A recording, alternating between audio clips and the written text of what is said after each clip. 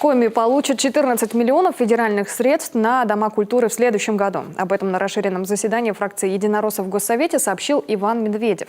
Депутат Госдумы отметил, изначально наш регион в списке тех, кто должен был получить господдержку в рамках партийного проекта, не было.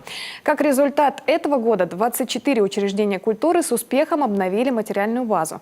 Также на встрече обсудили и новый формат отношений между федеральным центром и регионами. Для каждого региона рассчитываются необходимые средства, которые они должны тратить в расчете на одного человека.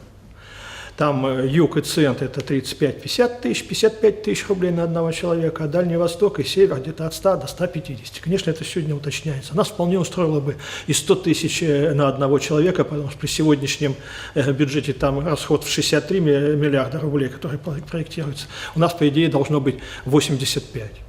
Конечно, для нас это хорошо, но доходная часть не позволяет, значит, эту часть должен добавлять федеральный бюджет. Он тоже пока к этому не готов. Продолжит обсуждение уже на правительственной комиссии под руководством вице-премьера страны.